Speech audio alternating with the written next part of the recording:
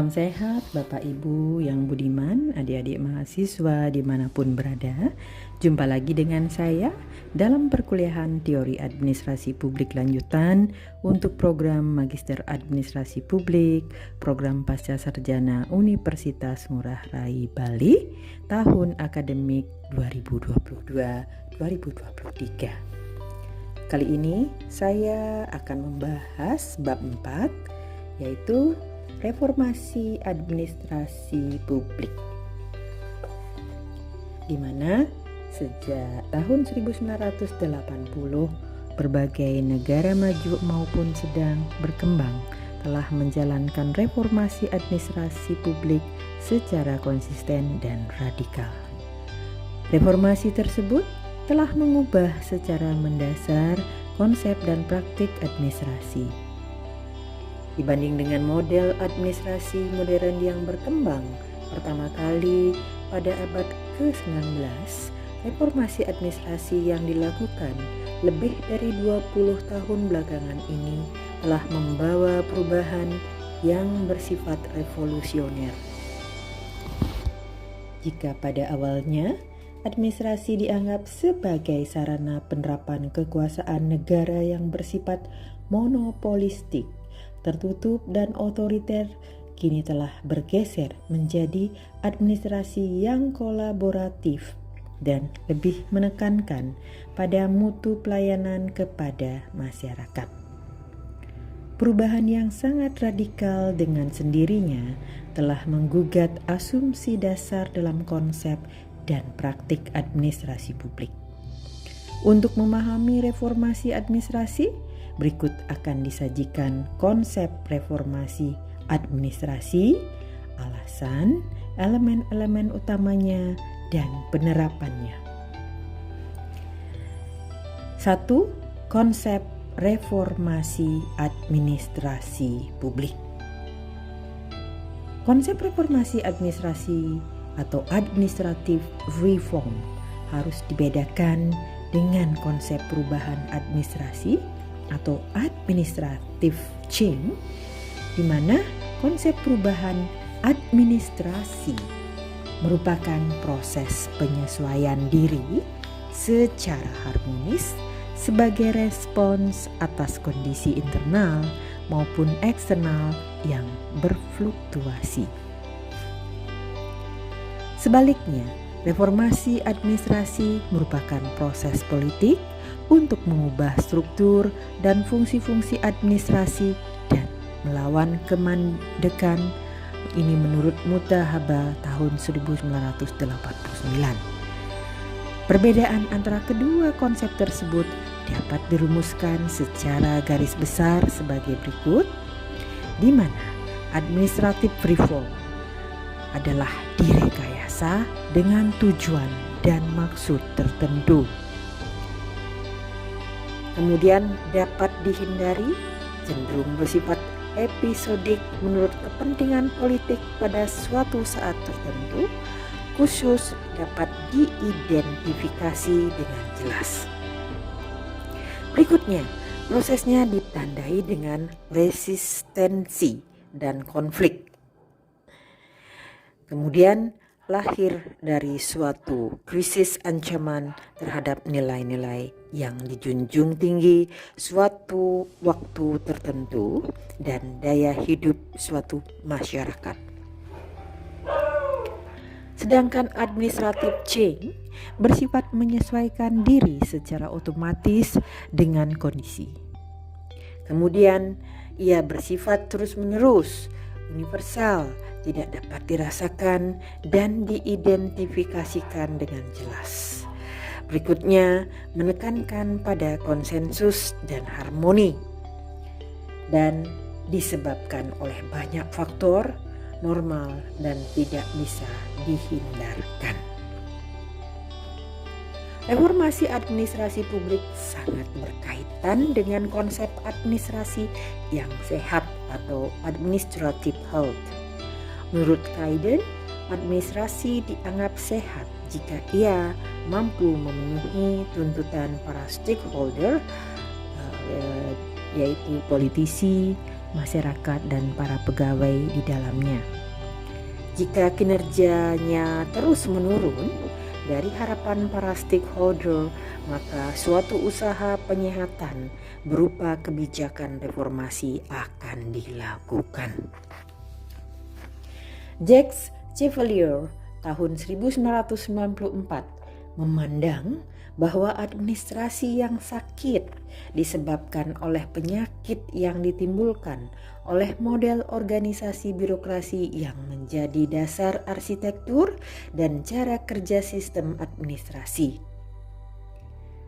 Penyakit ini secara umum dibahas dalam konsep mengenai bureaucratic pathology. Berdasarkan pandangan ini, maka inti dari reformasi administrasi menurut Montgomery adalah proses politik yang dilakukan untuk menyesuaikan hubungan antara birokrasi dan komponen-komponen lain dalam masyarakat atau untuk memperbaiki kinerja birokrasi itu sendiri. Tujuan dan alasan dalam reformasi tersebut bergantung pada keadaan politik yang ada. Mengapa penyehatan atau rasionalisasi birokrasi merupakan inti dari reformasi administrasi? Sebagaimana dipaparkan Max Weber tahun 1968, model organisasi birokrasi merupakan model ideal bagi negara dalam menjalankan kekuasaannya. Dalam praktik pemerintah, birokrasi memegang peran sentral tidak saja pelaksanaan kebijakan negara, namun juga dalam perumusannya.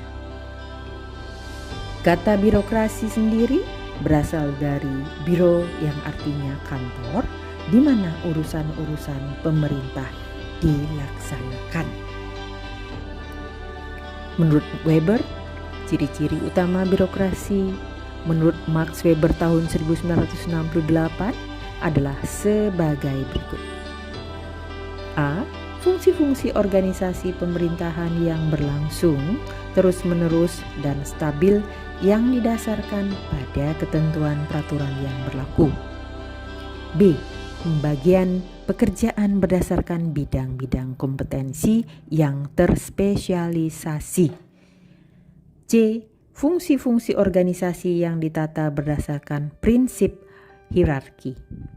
Ini menggambarkan sistem yang dominasi dan subordinasi tertata sedemikian rupa sehingga setiap unit kerja berada di bawah kontrol seorang atasan. D. Adanya peraturan baik bersifat yuridis maupun teknis yang menentukan pola sikap dan pekerjaan. Untuk alasan ini, maka pelatihan khusus dan terstandarisasi diperlukan untuk menentukan kelayakan seorang staf dalam menduduki jabatan tertentu. E. Pemisahan antara staf administratif dan sarana prasarana yang digunakan untuk menjalankan tugasnya. F. Tindakan, keputusan, dan peraturan administratif dilakukan secara tertulis. G. Pemberian imbalan menurut jabatan dan hierarki. Di negara-negara maju maupun berkembang, peran birokrasi mengalami perkembangan pesat karena tuntutan ekonomi dan politik.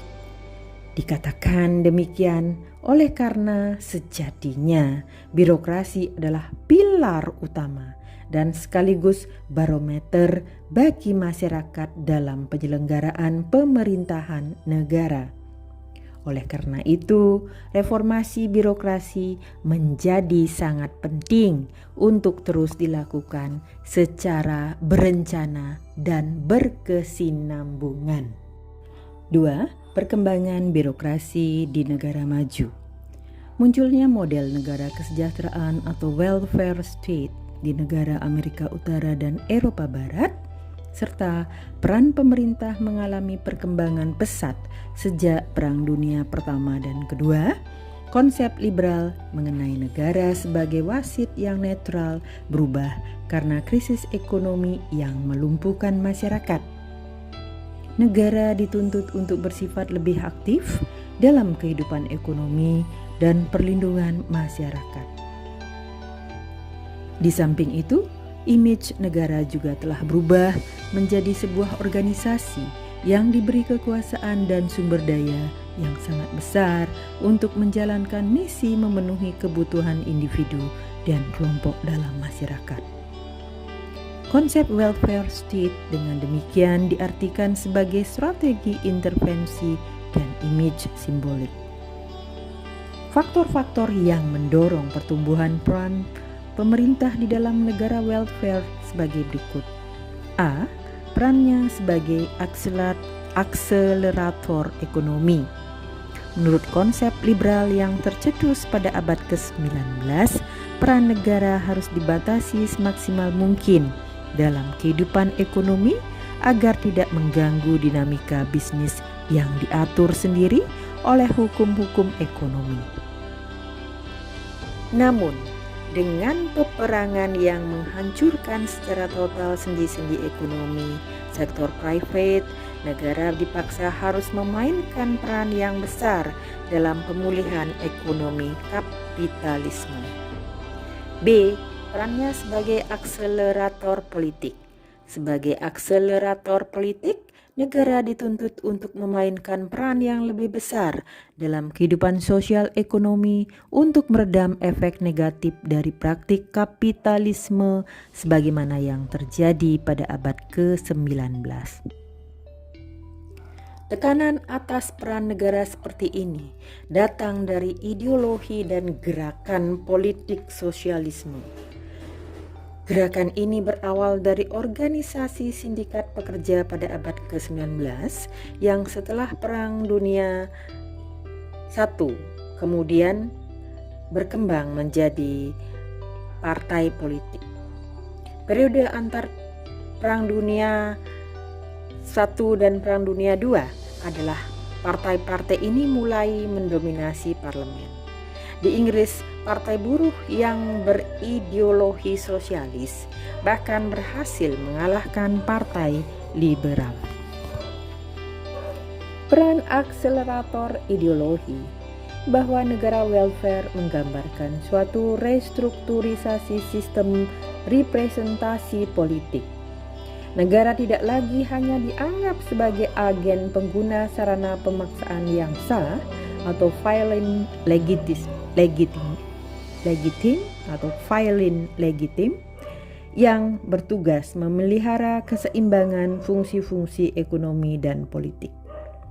Peran negara berubah dari konsepsi Hegel mengenai Vaterstaat, di mana negara merupakan perwujudan sosok kebapakan yang selalu memaksakan hendaknya menjadi Mutterstaat, penuh perhatian dan murah hati. Ini menurut Jacques Chivlier tahun 1997.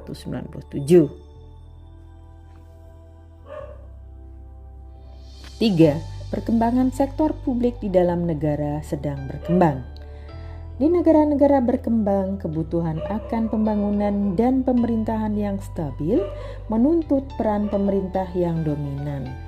Di negara Asia dan Amerika Latin, kedua kebutuhan tersebut telah memunculkan sistem pemerintahan birokratik atau BO, authoritarianism birokratik. Saya ulang, authoritarianism birokratik. Dan dalam sistem seperti ini, pemerintah yang dipimpin oleh militer berkoalisi dengan teknokrat sipil dan kapitalis asing yang menempatkan prioritas utama dalam pembangunan ekonomi dan melakukan penindasan terhadap partisipasi politik untuk menciptakan suasana kondusif bagi pembangunan tersebut. Model BO tersebut memacu birokratisasi tidak saja dalam kehidupan sosial ekonomi, namun juga politik. Dalam bidang yang disebut terakhir, pemerintah biasanya menciptakan partai tunggal pemerintah yang menampung berbagai kekuatan yang ada dalam masyarakat. 4. perubahan lingkungan dan kritik terhadap model organisasi birokrasi. Perubahan yang terjadi di lingkungan memaksa pendefinisian kembali atas peran pemerintah di negara-negara maju.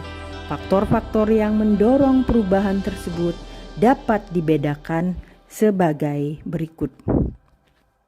A. Faktor ekonomi.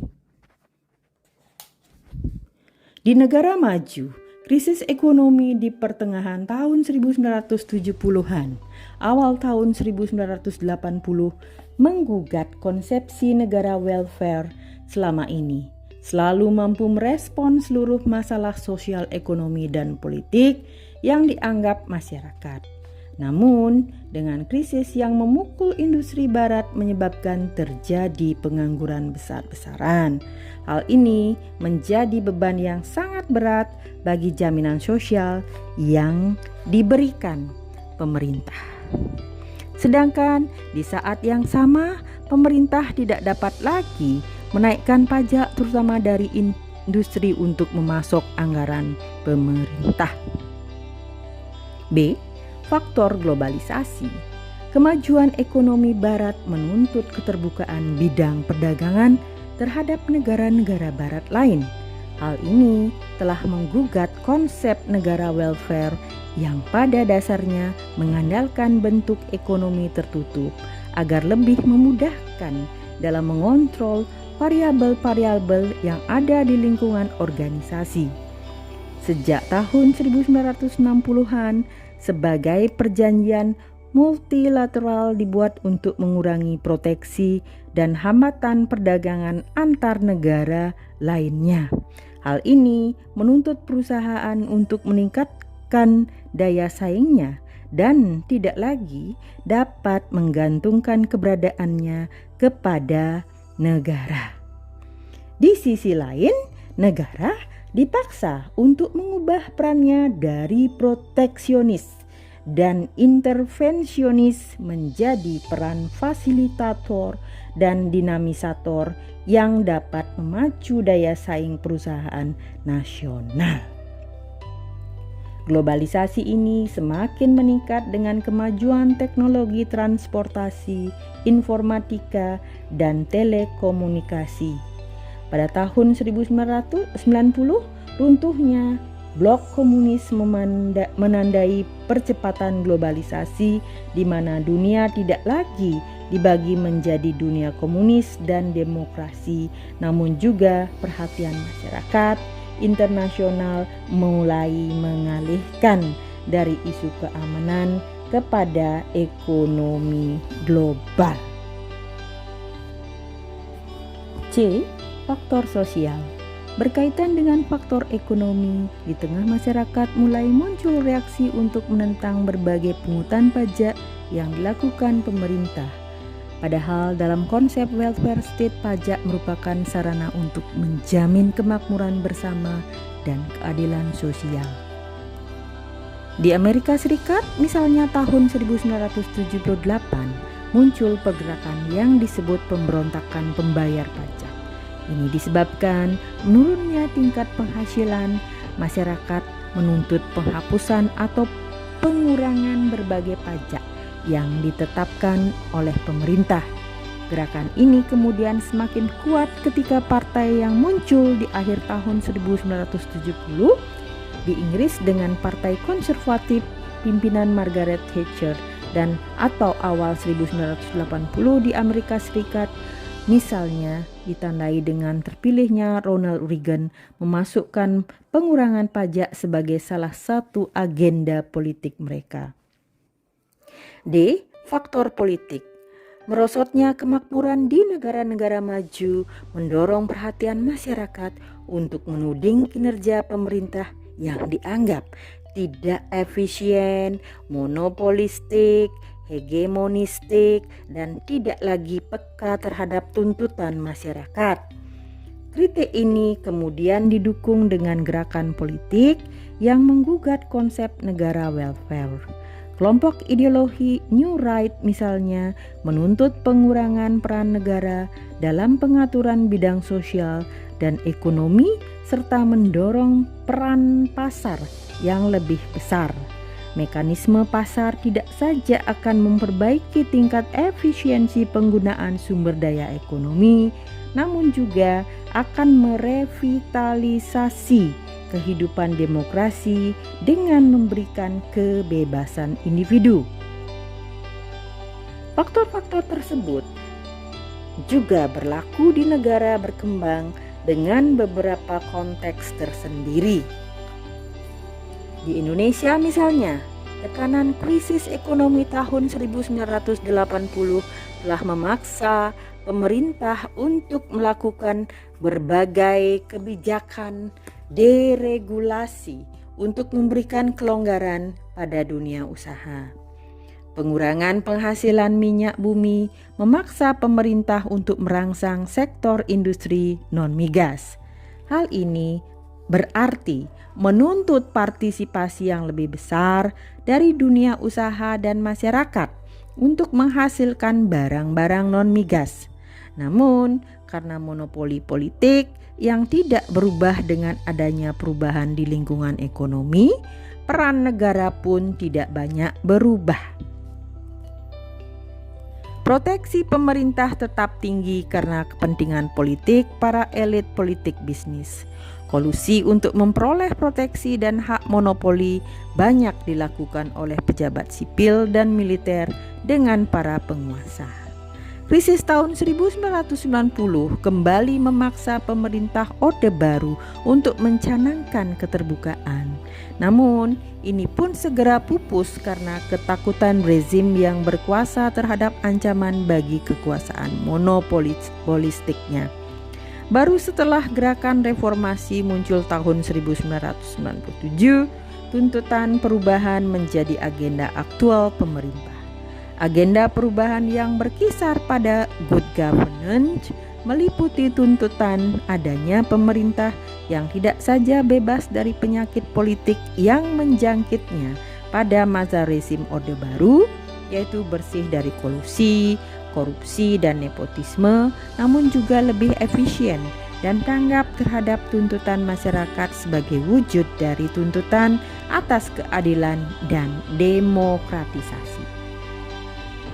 Berangkat dari studi Weber ini, berbagai studi organisasi birokrasi mencoba melihat efek negatif yang dapat ditimbulkan oleh model ideal birokrasi.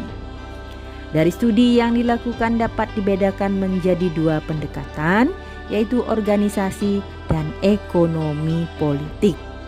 Dalam pendekatan pertama, fokus perhatian diarahkan pada akibat yang ditimbulkan oleh karakter struktural birokrasi terhadap perilaku individu dan kelompok dalam organisasi. Sedangkan ekonomi politik hakikatnya suatu analisis terhadap proses-proses politik yang berkaitan dengan bidang ekonomi. Berikut adalah beberapa kritik utama yang diajukan oleh beberapa studi sosiologi dan organisasi.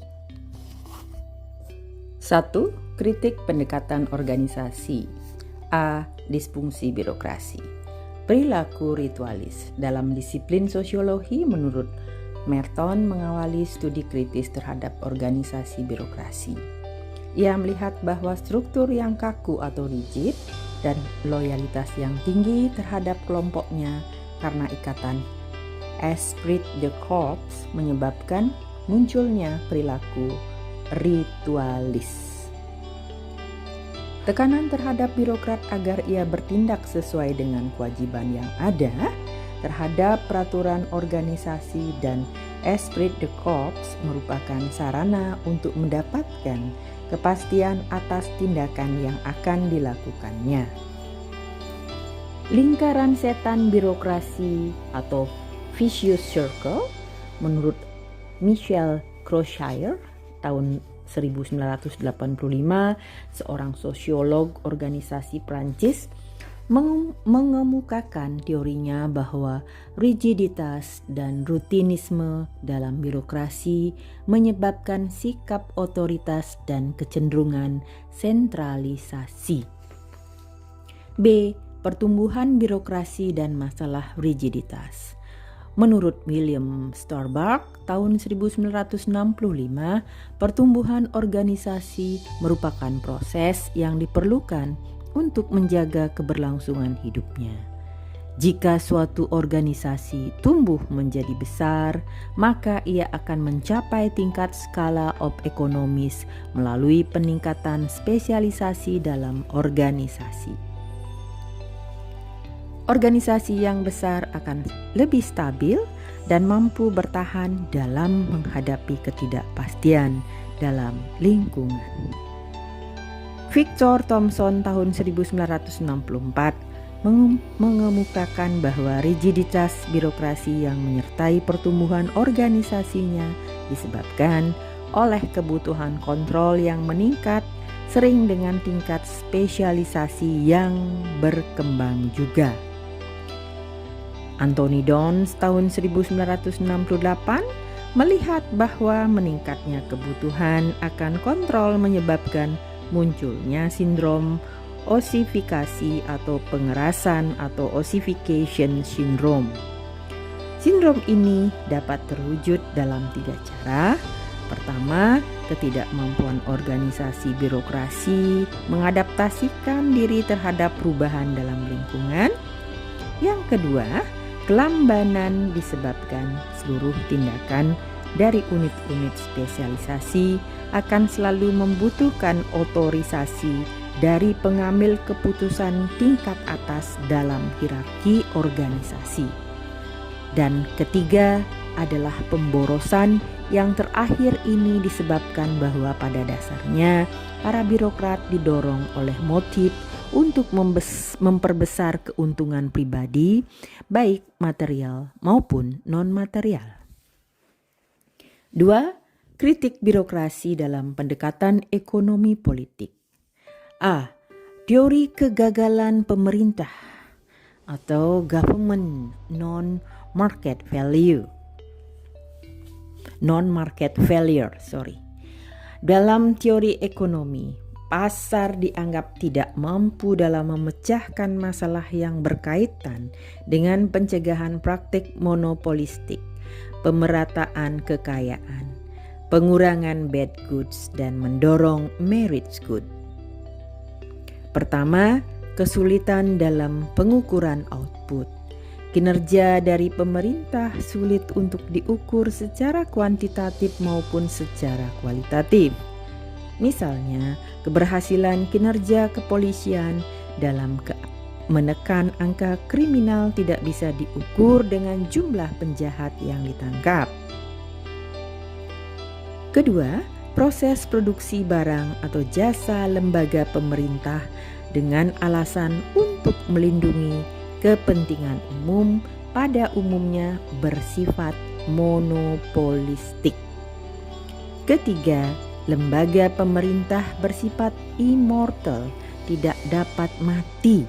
Produksi barang atau jasa yang dilakukan pemerintah tidak pernah berpikir masalah untung dan rugi karena sumber pendanaan utamanya bukan didapat dari hasil penjualan namun berasal dari pajak. Keempat, karena dibiayai oleh pajak, maka pengaturan pemerintah tidak menggunakan mekanisme harga yang menjadi sarana untuk mengomunikasikan antara biaya produksi dan kemampuan membeli atau konsumsi. Karena pengaturan pemerintah pada umumnya menimbulkan pemborosan, apa yang disebut inefisiensi, artinya ketidakmampuan untuk mengurangi tingkat biaya produksi atau memaksimalkan produktivitas. Kelima, karena sulitnya pengukuran kinerja dan sifat yang immortal atau tidak mengenal bangkrut, para individu yang bekerja dalam lembaga pemerintah seringkali menciptakan ilusi atau kebutuhan publik yang sebenarnya ditujukan untuk memperbesar keuntungan material ataupun non-material mereka. B. Kepentingan birokrat dan inefisiensi publik. Menurut Gordon Tullock, birokrat punya sifat egois sebagaimana para penguasa atau pengusaha. Bedanya, bagi pengusaha, untuk meningkatkan pendapatan mereka dipaksa mencari laba sebanyak mungkin dari usaha mereka. Sebaliknya, bagi birokrat, pendapatan ini tidak berkaitan dengan bisnis cari laba, tetapi meningkatnya ukuran organisasinya. Sejalan Tullock, William Niskanen dalam Basuki tahun 2014 berpendapat bahwa para birokrat punya orientasi yang disebutnya sebagai maximan atau budget maximization.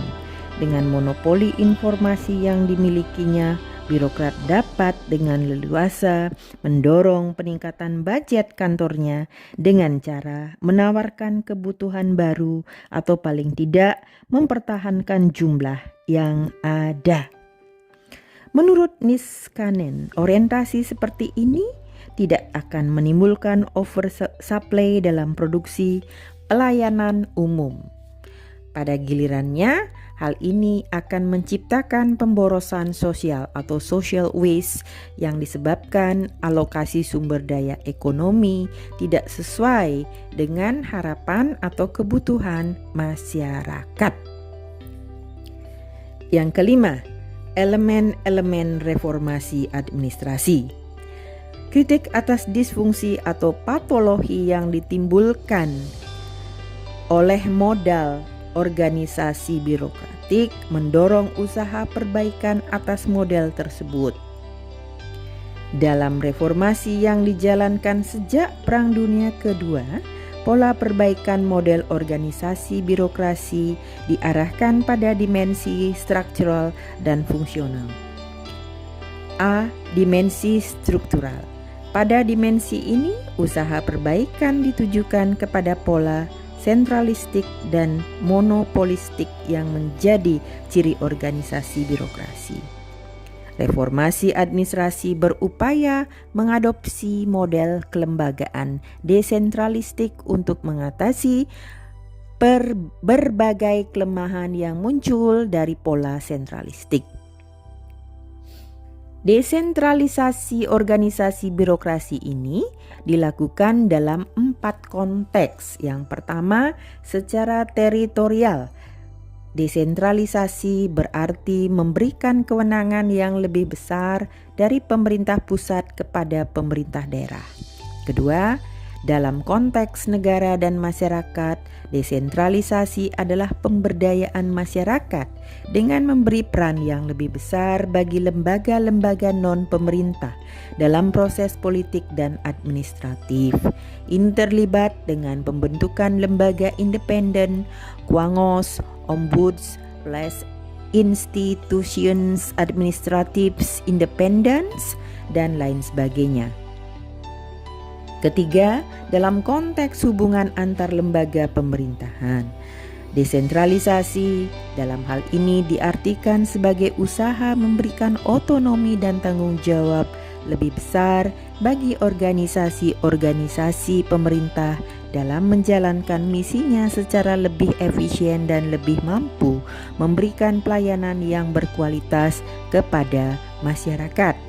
Ini terwujud dengan pembentukan eksekutif agency yang di Inggris, Center de Responsibility di Prancis, dan di agencies di Amerika Serikat yang dibedakan menjadi 2, yaitu desentralisasi secara vertikal dan horizontal. Bentuk privatisasi ekonomik adalah pengalihan kontrol sumber daya dan atau operasional dalam penyediaan barang dan jasa tertentu oleh pemerintah kepada swasta. B. Dimensi fungsional. Dalam dimensi fungsional, reformasi administratif diarahkan kepada usaha untuk memperbaiki cara kerja birokrasi. Elemen-elemen fungsional yang menjadi objek perubahan adalah sebagai berikut. Pertama, budaya instrumentalis versus manajerialis. Elemen ini memberikan dasar dalam pola berpikir dan cara pandang pegawai pemerintah terhadap konsepsi diri dan lingkungannya. Menurut Chevalier dan Loschak tahun 1986, dalam model ideal organisasi birokrasi, para pegawai cenderung memiliki budaya bersifat instrumental, di mana pemenuhan kepada peraturan merupakan ukuran dari keberhasilan pelaksanaan pekerjaan.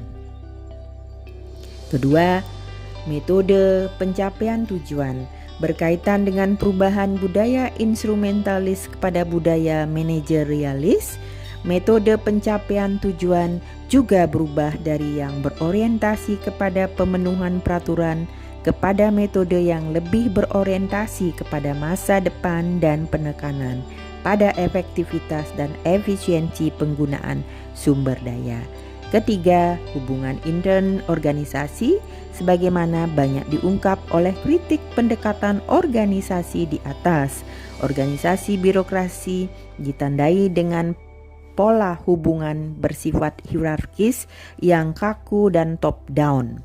Dalam model ini, kekuasaan yang terpusat kepada pimpinan dalam organisasi. Koreksi atas model ini adalah pengembangan hubungan intern organisasi yang lebih mementingkan partisipasi para staf dalam pembuatan keputusan dan penekanan pada komitmen serta tanggung jawab individu.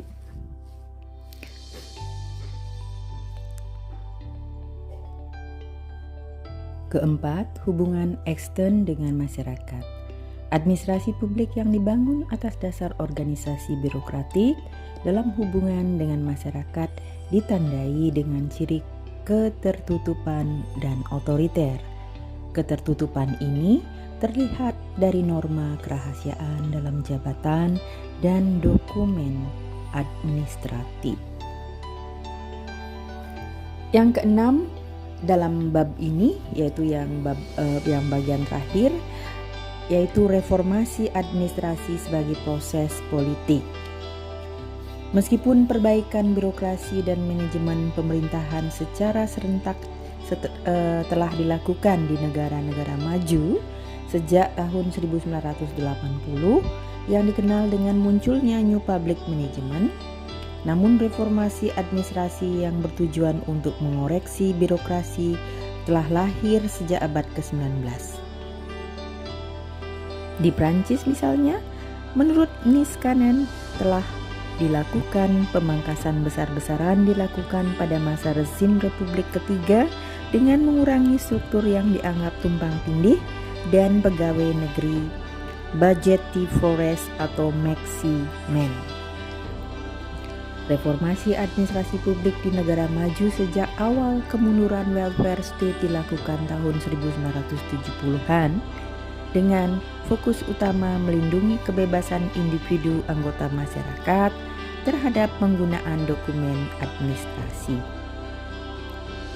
Pada tahun 1980-an, seiring dengan krisis ekonomi yang terakumulasi sejak 1970-an, pemerintah negara-negara Eropa Barat dan Amerika Utara, serta beberapa bagian dunia yang lain, Australia dan New Zealand, melakukan rasionalisasi birokrasi yang difokuskan pada tema downsizing, penciutan sektor publik untuk menciptakan efisiensi. Ini dilakukan dengan jalan privatisasi, pengalihan produksi atau manajemen perusahaan-perusahaan negara kepada sektor swasta, serta pengurangan jumlah pegawai negeri. Orientasi pada kuantitas menyebabkan dilupakannya aspek kualitas pelayanan. Jumlah pasien yang dapat disembuhkan meningkat dengan biaya yang semakin rendah. Namun, konsekuensinya lebih banyak pasien yang harus dirawat di rumah sendiri atau tidak mendapatkan perawatan yang kurang baik. karena pihak rumah sakit ditekan untuk melakukan efisiensi biaya operasi. Perlu dikemukakan reformasi administrasi publik yang diawali pada tahun 1997-1998 berjalan dengan cukup baik. Walaupun banyak pihak mengemukakan bahwa reformasi administrasi publik atau birokrasi jalan di tempat, namun jika dicermati dan secara jujur dapat dikatakan bahwa reformasi administrasi publik telah berjalan sesuai agenda. Reformasi administrasi publik bukan hanya sekadar mengubah struktur organisasi. Prosedur kerja lebih dari itu, yang sangat inti adalah melakukan perubahan mindset dan culture shift yang ternyata tidak semudah membalikkan telapak tangan.